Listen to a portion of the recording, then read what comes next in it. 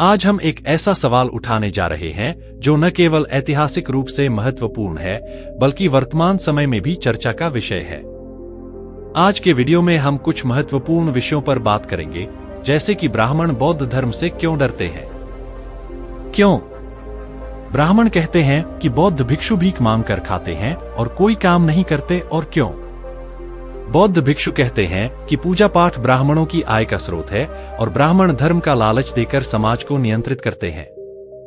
इन सभी सवालों के जवाब को समझने के लिए हमें इतिहास के पन्नों को पलटना होगा। हमें बौद्ध धर्म और ब्राह्मणवादी परंपराओं के बीच के अंतर को जानना होगा और उन सामाजिक कारणों को समझना होगा जिन्होंने इस डर को जन्म दिया। तो चलिए शुरू करते हैं। इस वीडियो का उद्देश्य किसी की धार्मिक भावनाओं को ठेस पहुंचाना नहीं है। यह केवल ऐतिहासिक और सामाजिक तर्कों पर आधारित चर्चा है। भाग एक, बौद्ध धर्म का उदय और ब्राह्मणवाद का प्रभाव। सबसे पहले यह समझना जरूरी है कि बौद्ध धर्म का उदय ऐसे समय में हुआ जब ब्राह्मणवादी परंपराओं का समाज पर गहरा प्रभाव था। ब्राह्मणवाद ने समाज को 4 श्रेणियों में विभाजित किया था: ब्राह्मण, क्षत्रिय, वैश्य और शूद्र। इस व्यवस्था में ब्राह्मणों को ज्ञान और धर्म का ठेकेदार माना जाता था और उन्हें सबसे ऊंचा दर्जा दिया जाता था। लेकिन भगवान बुद्ध ने इस व्यवस्था को चुनौती दी। उन्होंने कहा कि हर व्यक्ति समान है। जाति, रंग और जन्म के आधार पर कोई भी ऊंचा या नीचा नहीं है। उनका यह विचार ब्राह्मणवादी परंपराओं के लिए सीधा खतरा था। अगर लोग इन परंपराओं को त्याग कर बौद्ध धर्म अपनाने लगे तो ब्राह्मणों की सामाजिक और धार्मिक शक्ति समाप्त हो जाएगी। यही पहला कारण है कि ब्राह्मण बौद्ध धर्म से डरते थे।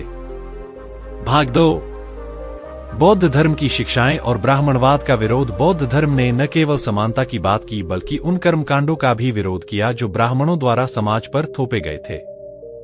भगवान बुद्ध का कहना था कि धर्म का मतलब यज्ञ और हवन नहीं है, असली धर्म अहिंसा, सत्य और करुणा है। बौद्ध धर्म का प्रसार उनके आर्थिक और सामाजिक हितों के खिलाफ था। भाग 3, शिक्षा और ज्ञान का लोकतंत्रीकरण। ब्राह्मण धर्म में शिक्षा सिर्फ ब्राह्मणों तक ही सीमित थी। वेद और शास्त्र पढ़ने का अधिकार सिर्फ उन्हें ही था, लेकिन बौद्ध धर्म ने शिक्षा का लोकतंत्रीकरण किया। भगवान बुद्ध ने ज्ञान को हर व्यक्ति तक पहुंचाने की बात की, चाहे वह शूद्र हो, महिला हो या कोई और। उन्होंने कहा कि ज्ञान पर किसी का अधिकार नहीं है। हर वर्ग के लोग बौद्ध विहारों और मठों में जाकर शिक्षा प्राप्त कर सकते थे। इससे ब्राह्मणों की वह विशेष स्थिति कमजोर हो गई जो उन्होंने ज्ञान के आधार पर समाज में बनाई थी। यही वजह थी कि ब्राह्मण बौद्ध धर्म को खतरा मानते थे। भाग 4, सामाजिक और आर्थिक दृष्टिकोण। बौद्ध धर्म का संदेश सिर्फ आध्यात्मिक ही नहीं बल्कि सामाजिक और आर्थिक सुधार का भी था।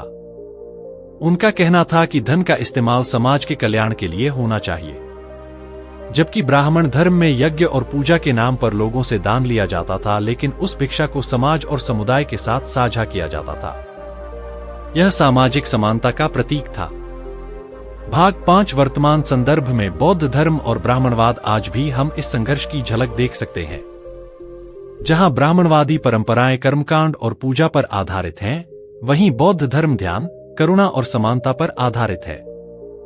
यह सिर्फ धार्मिक मतभेद नहीं है बल्कि यह विचारधारा की लड़ाई है। सत्ता और समानता के बीच हमें यह समझना चाहिए कि हर धर्म का उद्देश्य समाज में शांति और सद्भाव लाना है। लेकिन जब धर्म सत्ता और लालच का माध्यम बन जाता है तो वह अपने असली उद्देश्य से भटक जाता है। तो चलिए अब बात करते हैं कि ब्राह्मण क्यों कहते हैं कि बौद्ध भिक्षु भीख मांगते हैं और खाते हैं और कोई काम नहीं करते। भाग 1, भीख मांगने की परंपरा की उत्पत्ति। सबसे पहले हमें यह समझना होगा कि बौद्ध भिक्षु भीख मांगने और खाने की परंपरा क्यों अपनाते हैं। बौद्ध धर्म में भीख मांगना सिर्फ भोजन प्राप्त करने का साधन नहीं है बल्कि यह एक आध्यात्मिक अभ्यास है। इसे भिक्षावृत्ति कहा जाता है। भगवान बुद्ध ने भिक्षुओं को सिखाया कि भीख मांगते समय अहंकार, लालच और मोह का त्याग करना जरूरी है। यह विनम्रता, समर्पण और भौतिक चीजों से दूरी का प्रतीक है। भिक्षा मांगकर बौद्ध भिक्षु अपने जीवन को सरल और जरूरतों तक सीमित रखते हैं। इससे यह संदेश मिलता है कि अधिक संग्रह करने के बजाय समाज से जुड़कर और कम से कम संसाधनों में जीवन जीना बेहतर है। भाग 2, ब्राह्मणों की आलोचना और दृष्टिकोण। अब सवाल यह उठता है कि ब्राह्मण बौद्ध भिक्षुओं की इस परंपरा को आलोचना की नजर से क्यों देखते हैं।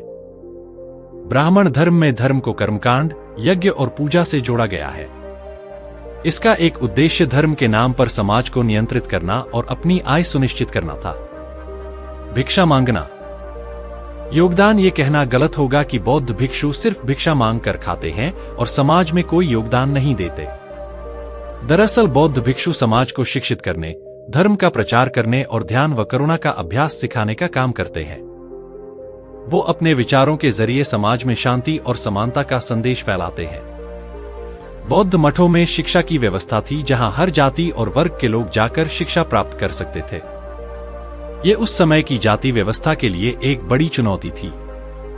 भाग 4 ब्राह्मण और बौद्ध दृष्टिकोण में अंतर। ब्राह्मणवादी व्यवस्था में कर्मकांड और पूजा पाठ को प्राथमिकता दी जाती थी, जबकि बौद्ध धर्म में ध्यान, करुणा और आत्मानुशासन को महत्व दिया जाता था। ब्राह्मणों का कहना था कि समाज को चलाने के लिए काम करना जरूरी है।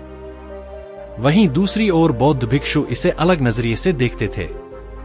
उनका मानना था कि आध्यात्मिक जीवन जीने के लिए भौतिक संपत्ति इकट्ठा करना जरूरी नहीं है। भिक्षा मांगना सिर्फ एक जरिया है जिससे भिक्षु अपनी जरूरतें पूरी करते हैं और बाकी समय आत्मा के विकास में लगाते हैं।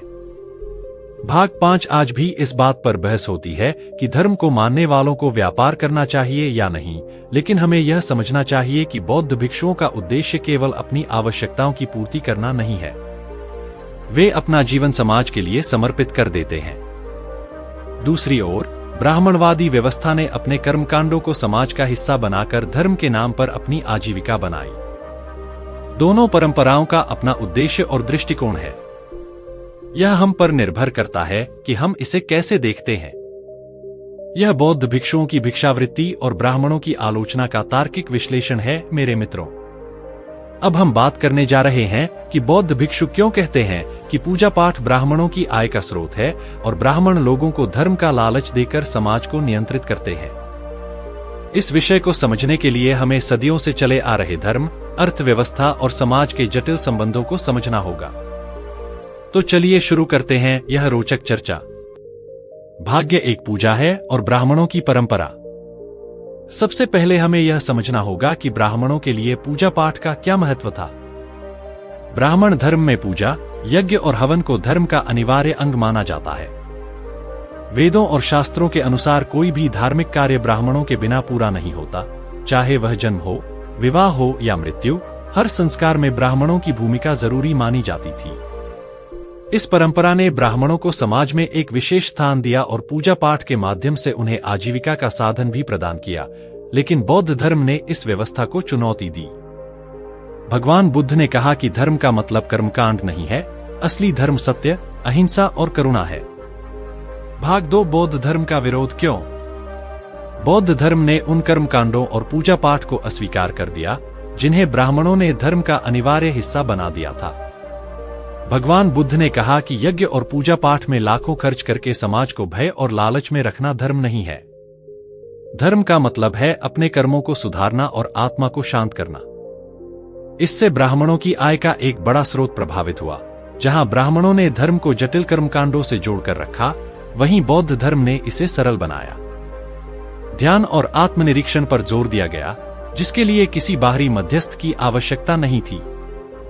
भाग 3 धर्म के नाम पर लालच का तर्क। अब बात करते हैं कि बौद्ध भिक्षु क्यों कहते हैं कि ब्राह्मण धर्म के नाम पर लोगों को लालच देकर समाज को नियंत्रित करते हैं। ब्राह्मणवादी व्यवस्था में यह प्रचार किया गया कि अगर आप यज्ञ नहीं करेंगे तो देवता नाराज हो जाएंगे। पूजा पाठ न करवाने से पाप लगेगा। ब्राह्मणों को दान देना ही स्वर्ग जाने का एकमात्र रास्ता है। इन मान्यताओं के जरिए ब्राह्मणों ने समाज में धार्मिक भय और लालच का माहौल बनाया।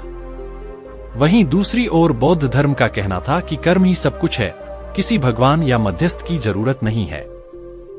स्वर्ग और नरक आपके कर्मों पर निर्भर करते हैं, किसी यज्ञ या पूजा पर नहीं। यह तर्क ब्राह्मणों के धार्मिक मॉडल को चुनौती देता है, जो कर्मकांड और दान पर आधारित था। यही कारण है कि बौद्ध भिक्षु इसे ब्राह्मणों की आय का स्रोत कहते हैं। भाग 4 समाज पर प्रभाव। ब्राह्मणवादी पूजा पाठ और यज्ञ की परंपरा। इसका असर समाज के आर्थिक ढांचे पर भी पड़ा। धनवान लोग यज्ञ करवाकर अपनी सामाजिक प्रतिष्ठा बढ़ाते थे और गरीबों से कहा जाता था कि दान देने से उन्हें अगले जन्म में सुख मिलेगा। बौद्ध धर्म ने इसी आर्थिक असमानता को खत्म करने की कोशिश की।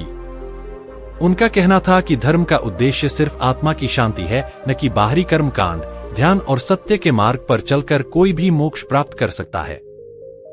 बौद्ध धर्म के इस सरल दृष्टिकोण ने गरीब और शोषित वर्ग को अधिक आकर्षित किया।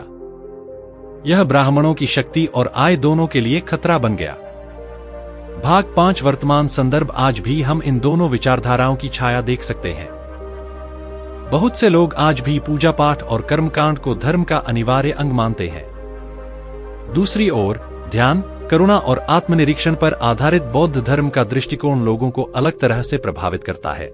लेकिन एक बात स्पष्ट है कि वास्तविक उद्देश्य